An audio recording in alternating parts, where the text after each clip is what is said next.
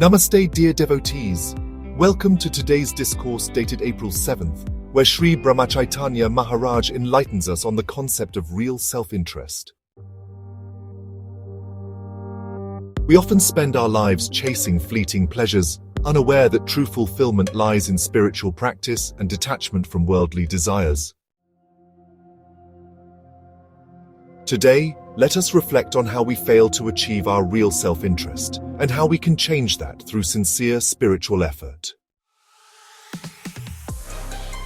Neither reading nor listening, however profuse, is really useful unless translated into action. An abstract thing will not yield satisfaction unless put into actual practice. The saints have told us so much, all to no purpose, because we do not ponder over their preaching. They have with one voice affirmed that this human body is transient, and yet we continue to be attached to it. Isn't this truly strange?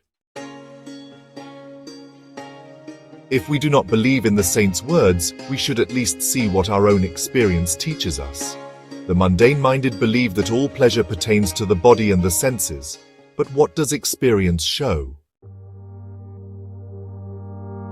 It is common knowledge that the young and the old, the pauper and the prince, everyone is struggling constantly to obtain happiness and peace of mind. We grow from childhood to youth, acquire education, find a job, earn money, marry, and have a family. In other words, we strive for and usually get almost everything which we thought would make for happy contentedness. But have we succeeded in the goal?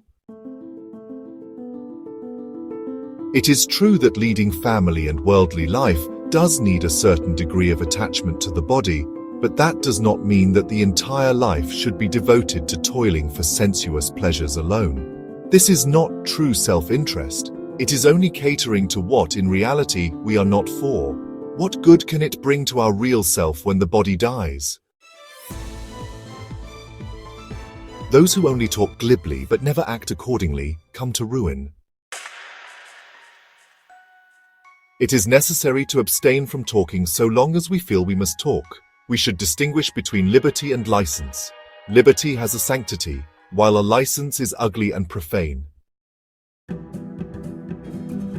Strictly speaking, man has liberty only in respect of spiritual progress.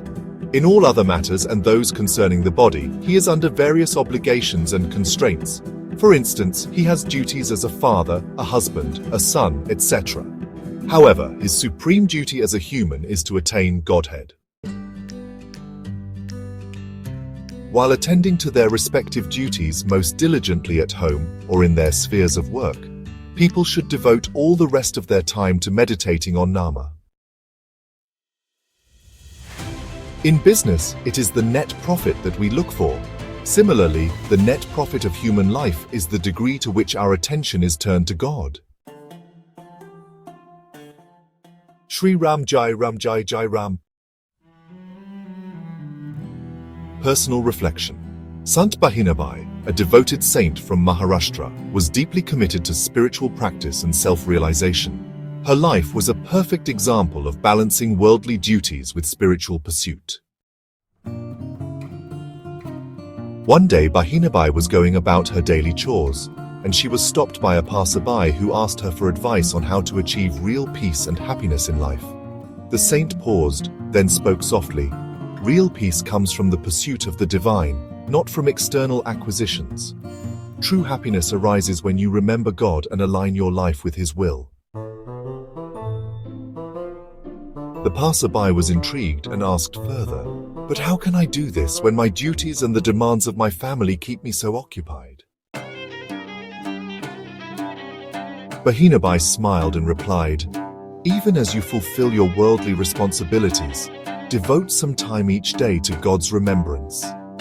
When you live with the awareness that everything in your life is an opportunity to serve God, you will begin to experience peace within." The passerby left with a heart full of understanding. He realized that although he was engrossed in worldly pursuits, true fulfillment could only be found through spiritual practice and devotion to the divine. Bahinabai's life taught him that every act, Even the most mundane could be an offering to God. Just like in Maharaj's Discourse, where he speaks of the need to devote our lives to God's remembrance and focus on spiritual progress, Sant Bahinabai's story beautifully illustrates this point. Despite her family duties, she always prioritized her connection with God, demonstrating that true self-interest lies not in worldly pleasures, but in spiritual devotion. Her words and actions inspire us to reflect on our own lives and understand that fulfillment can only come when we focus on the divine, even while fulfilling our worldly responsibilities. Today, Shri Brahmachaitanya Maharaj urges us to shift our focus from temporary bodily pleasures to the eternal pursuit of spiritual growth. Let us learn from the wisdom of saints like Sant Bahinabai and take to heart the practice of remembering God in all aspects of our lives. By doing so, we can fulfill our true purpose and experience lasting peace and happiness. May the grace of saints like Bahinabai guide us on our journey to God realization. Shri Ram Jai Ram Jai Jai Ram.